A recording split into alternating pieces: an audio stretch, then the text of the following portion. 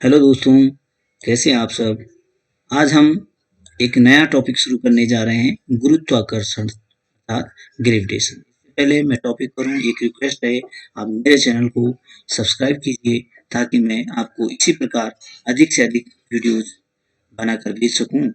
सामान्यतः मैं video Hindi medium छात्रों के लिए बनाता हूं, लेकिन कभी कभी और इंग्लिश मीडियम के लिए भी फायदेमंद हो ये बना देता हूँ। तो आज का ये वीडियो दोनों मीडियम के छात्रों के लिए है। तो आइए प्रारंभ करते हैं ग्रेविटेशन अर्थात गुरुत्वाकर्षण। दोस्तों, सामान्यतः हम जानते हैं कि न्यूटन का जो एप्पल देखने का परीक्षण है कि उसने बगीचे में गिरते हुए देखा, उससे पता लगाया कि गुरुत्वाकर्षण शक्ति पृथ्वी में है। लेकिन ग्रेविटी जो पावर है अर्थ के केस में हम कहते हैं, वास्तव में ग्रेविटेशन क्या है? ये पावर अर्थ में नहीं बल्कि मास के हर पार्टिकल में है। मास का हर पार्टिकल दूसरे पार्टिकल को अपनी तरफ अट्रैक्ट करता है। लेकिन सामान्यतः क्या होते हैं, मास जो ऑब्जेक्ट होते हैं या तो एक दूसरे से बहुत दूर होते हैं या फिर वो छोटे होते हैं, साइज में टीने होते हैं, लो मास होता है, जिसकी वजह से हम इसको आइडेंटिफाई नहीं कर पाते कि फोर्स लग रहा है कि नहीं लग रहा है। इससे पहले गुरुत्वाकर्षण को शुरू करें, उसकी पुरानी स्टडी को प्रारंभ करते हैं, जो शुरू करते हैं केप्लर्स लॉ को। बहुत ज़्यादा इम्पोर्टेंट है केप्लर्स लॉ को जानना, परीक्षा की दृष्टि से भी और गुरुत्वाकर्षण को समझने के लिए भी। केप्लर्स ने 3 नियम दिए प्लेनेट के मूवमेंट से संबंधित, रोटेशन से संबंधित। पहला लॉ है all the planets revolve around the sun in elliptical orbits having the sun at one of the foci।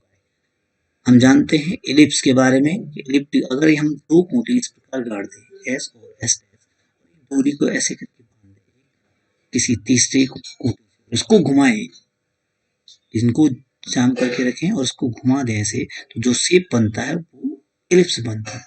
ठीक, और एस डैश फोकाई होते हैं। S B S dash length हमेशा क्या होती है, ये फिक्स होती है दोनों का सम, यानी एस से बी डैश, एस से बी फिक्स होता है। ये एलिप्स है, इसके दो फोकाई हैं। तो वन ऑफ द फोकाई, इन दो में से एक फोकाई पे हमेशा सन रहे। फर्स्ट लॉ, इसको हम ऑर्बिटल लॉ भी बोलते हैं। All the planets revolve around the sun in elliptical orbits having the sun at one of the foci। Clear. Next rule है the radius vector drawn from the sun to the planet sweeps out equal area in equal interval of time। जो line यहां से ये planet अगर suppose भी है, इसको मिला रही है एस पी डैश, क्या तो ये इक्वल टाइम में इक्वल एरिया क्या करती है, स्वेप करती है। जैसे एक फिगर को देखिए, यहाँ अगर प्लेनेट सपोज P1 पॉइंट पे है और इस तरह से मूव करता हुआ P2 टाइम जाता है किसी इंटरवल में, तो उस उतने ही इंटरवल में सपोज वो 2 मिनट का टाइम ले या 2 घंटे का टाइम ले, इतना। तो अगर जब प्लेनेट यहाँ होगा तो P3 से P4 तक वो इतनी डिस्टेंस जाएगा उसी 2 आवर में, ये जो एरिया है जिसको हमने यहाँ लाइट ब्लू से दिखाया, वो एरिया इस लाइट ग्रीन एरिया के बराबर है। ये लाइन यहाँ से यहाँ मिलाने वाली SP1 लाइन इतना एरिया कवर कर रही है, वही एरिया SP3 से यहाँ कवर हो। क्लियर। और अब थर्ड लॉ है, टाइम पीरियड का लॉ बोलते हैं। The square of the time period of revolution of a planet around the sun in a elliptical orbit is directly proportional to the cube of its semi-major axis। ellipse की दो axis हैं, एक तो ये BC और एक है PA। BC minor axis है और PA मेजर एक्सिस। तो मेजर एक्सिस के हाफ मेजर एक्सिस यानी यहाँ से यहाँ तक, इसका क्यूब के प्रोपोर्शनल होता है क्या चीज, ये जो टाइम पीरियड का स्क्वायर है, सॉरी ये 2 नीचे रह गया, आप इसको, ये पावर है T square is proportional to A cube है। क्लियर। इसी को हम हिंदी में समझ लेते हैं केप्लर्स लॉ को। अकॉर्डिंग टू केप्लर्स लॉ, प्रथम नियम के अनुसार प्रत्येक ग्रह सूर्य के चारों ओर दीर्घवृत्ताकार कक्षा में गति करता है तथा सूर्य ग्रह के एक फोकस बिंदु पर स्थित होता है। दूसरा नियम, ग्रह की क्षेत्रीय चाल नियत रहती है, अर्थात ग्रह को सूर्य से मिलाने वाली रेखा नियत समय अंतराल में नियत क्षेत्र पर पार करती है।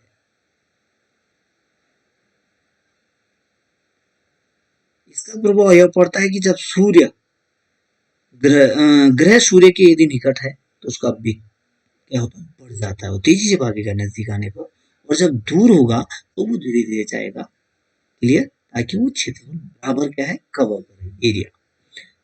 केपलर का जो थर्ड लॉ है, ग्रह सूर्य के चारों ओर जितने समय में एक चक्कर लगाता है उस समय को ग्रह का परिक्रमण काल कहते हैं। परिक्रमण काल का वर्ग ग्रह की सूर्य से औसत दूरी के क्यूब घन के अनुक्रमानुपाती होता है। E square equal to A cube, यहाँ पर सही हो गया, वहां थोड़ा नीचे लग गया था, ठीक है। इसका प्रभाव क्या होता है, जो ग्रह दूर होगा उसका परिक्रमण काल अधिक होगा, और जो ग्रह सूर्य के नजदीक होगा कम होगा। जैसे सूर्य के नजदीक कौन है, बुध, 88 डेज का क्या है, रिवॉल्विंग पीरियड है, और जो दूर है वरुण उसका 165 फर्क पड़ जाता है। Now derivation of Newton's law of gravitation from Kepler. Newton के लॉ को केपलर लॉ से कैसे ड्राइव करना है वो जानते हैं। न्यूटन ने जो अपना फेमस लॉ दिया वो इन्हीं केपलर लॉ की बेसिस पे दिया है, और इसको जानना बहुत जरूरी है इससे पहले कि हम न्यूटन्स ग्रेविटेशनल लॉ। सपोज एक test mass m is revolving around a source mass in a nearly circular orbit of radius with a constant angular speed omega। Newton ये मानकर चला कि जब उसने स्टडी किया तो प्लेनेट ऑलमोस्ट सर्कुलर ऑर्बिट में है, इलेप्टिकल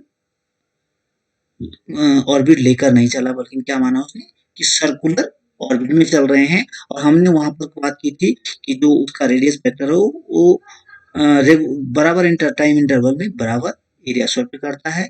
जब हम सर्कुलर मान लेंगे तो इसका मतलब वो क्या होगा, सर्कुलर रेडियस तो बराबर होगी, तो इसका मतलब उसका एंगुलर स्पीड सबकी ऑलमोस्ट इक्वल होगी।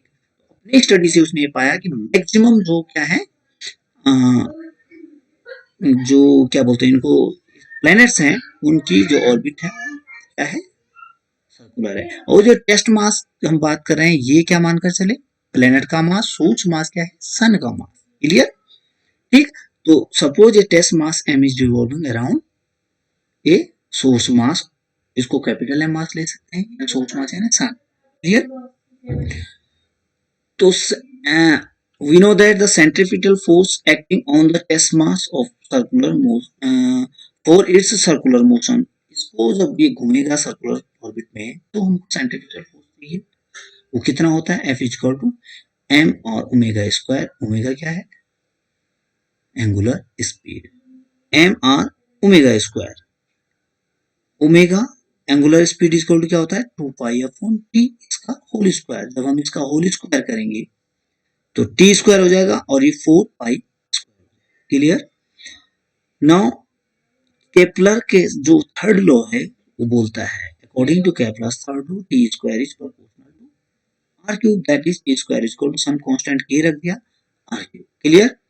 इसको मैंने एक ही इंग्लिश मीडियम में लिखा है क्योंकि ज्यादा फर्क नहीं पड़ता है, इंग्लिश मीडियम में करते हैं डेरिवेशन या हिंदी मीडियम में करते हैं डेरिवेशन से मतलब होता है। इस फैक्ट को यूज करते हैं, using this in force equation, इसमें यूज करते हैं जगह, तो यहाँ के आर क्यूब और जो 2 पाई है 4 pi square, F is equal to 4 pi square m r upon r cut, and then F is equal to 4 pi square m k upon are.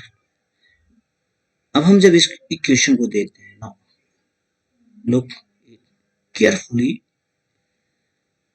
if we take 4 pi square upon k is equal to some constant gm, दो quantity लिखी और m, clear. m क्या है, source मास, clear. m इस क्यों लिया, because Newton ने find out किया कि जो ये फोर्स है ये इस जो सोर्स मास है उस पर भी डिपेंड करता है, क्लियर, यानी सन के मास पर भी ये फोर्स कहीं ना कहीं डिपेंड कर रहा है।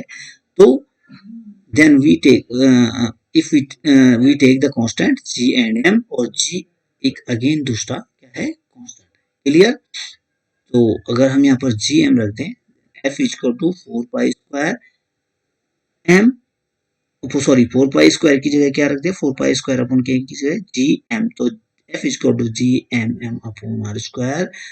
This is the famous law of gravitation, Newton से फेमस ग्रेविटेशनल लॉ, ये इक्वेशन शो करती है।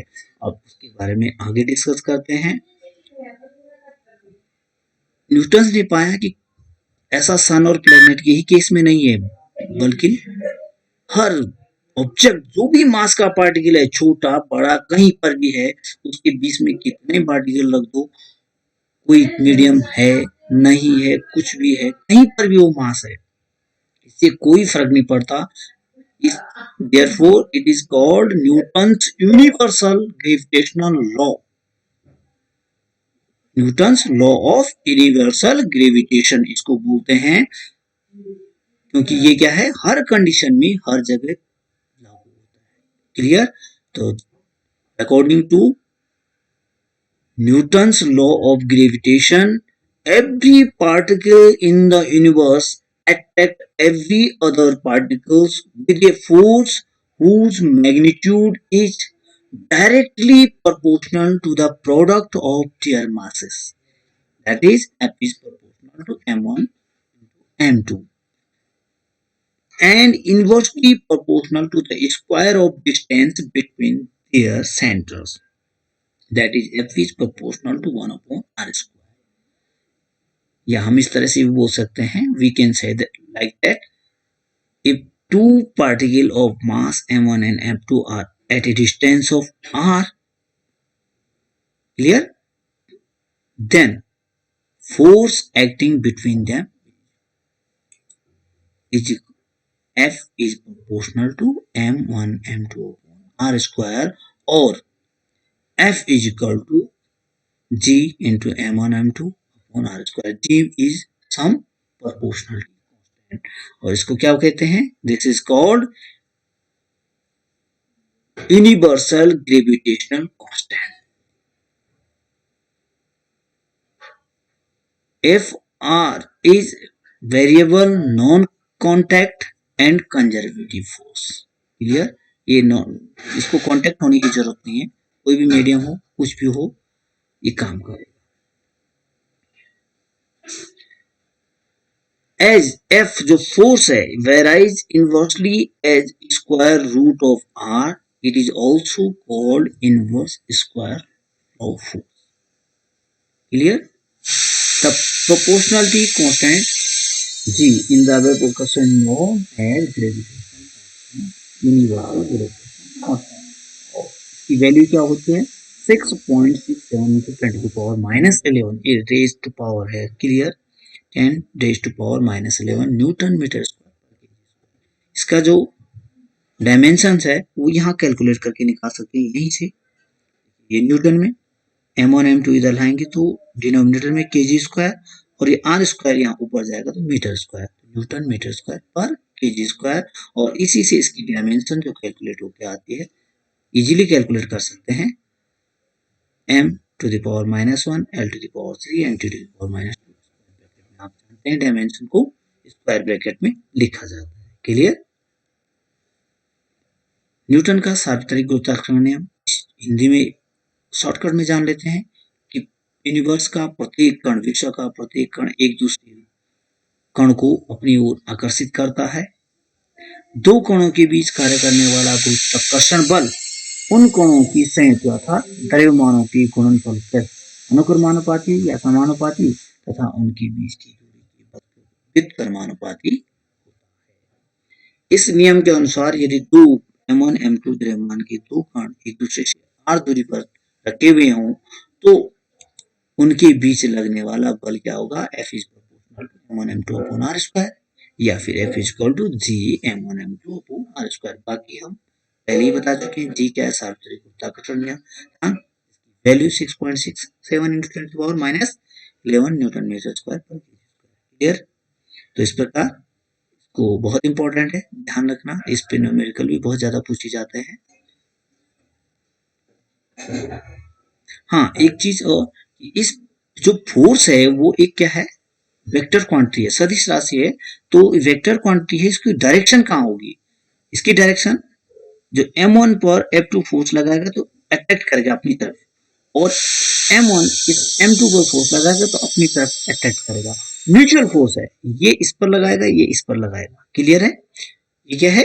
म्यूचुअल फोर्स है, दोनों जो ऑब्जेक्ट है एक दूसरे पर लगाते हैं। ये अगर इस पर लगा रहा है तो ये इस पर फोर्स लगाएगा। म्यूचुअल फोर्स है, दोनों लगाएंगे एक दूसरे पर। अर्थ के केस में हम जानते हैं अर्थ का मास बहुत बड़ा है। अगर एक यहाँ पर पार्टिकल अर्थ हो वो m हो जाएगा, दूसरा m2, कोई सब छोटा पार्टिकल। अर्थ का मास बहुत बड़ा है, जब उसके केस में दूसरे पार्टिकल कहते हैं कि वो अर्थ की तरफ मूव हो रहा, अर्थ हमको मूव होती महसूस होती है। तो उसका लिए Newton second law of motion का है, F equal to m a होता है। ये नहीं, F equal to m a वाला फॉर्मूला काम करता है। अर्थ का मास बहुत ज्यादा है और छोटा पार्टिकल अर्थ पे उतना ही फोर्स लगा रहा है जितने अर्थ उस पे लगा रही है। बट क्या है, अर्थ का मास बहुत ज्यादा है तो उसमें एक्सेलरेशन कम पैदा होगा, जो नेग्लिजिबल होगा, बहुत ही कम, तो उसका हमको पता नहीं चल पाएगा। जब दूसरा जो पार्टिकल जिस पे हम स्टडी कर रहे हैं अर्थ पे, वो सामान्यतः अर्थ के कंपेरिजन में बहुत छोटा होता है, स्मॉल होता है, तो उस पे हमको जी की वैल्यू साफ दिखाई देती है, जो कि 9.8 अर्थ पे। Clear? Relation between capital G and small, capital G यानी ग्रेविटेशनल कांस्टेंट और स्मॉल जी यानी acceleration due to gravity. Clear? तो इसके लिए सपोज कोई अर्थ का मास m है और इसके अर्थ की सरफेस के नजदीक कोई स्मॉल m मास का छोटी सी कोई ऑब्जेक्ट है। क्लियर है?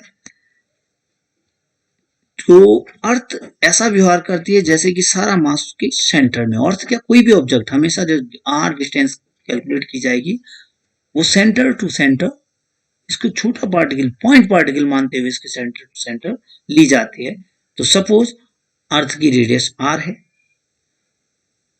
तो जो इस मास पर फोर्स काम करेगा F equal to G M small m into R square, earth mass उस ऑब्जेक्ट का मास न्यूटन ग्रेविटेशनल लॉ के अकॉर्डिंग। बट अगर हम न्यूटन सेकेंड लॉ देखें और जो एक्सेलरेशन ड्यू टू ग्रेविटी अगर g है तो F इक्वल टू क्या होना चाहिए, m इंटू जी होना चाहिए। इन दोनों इक्वेशन को यदि कंपेयर करते हैं F दोनों, बिकॉज फोर्स तो एक ही है, इन दोनों को कंपेयर करेंगे तो m g should equal to G m m upon r square. इसमें से m और m कट जाएगा तो हमारा g इक्वल टू क्या मिलेगा, capital G m upon r square, जो कि मैंने यहाँ पर लिखा है या यहाँ पर लिखा है, आपको जो मिलेगा G m upon r square, small g equal to G m upon r square. ठीक, आज के लिए इतना ही बहुत है। Thank you.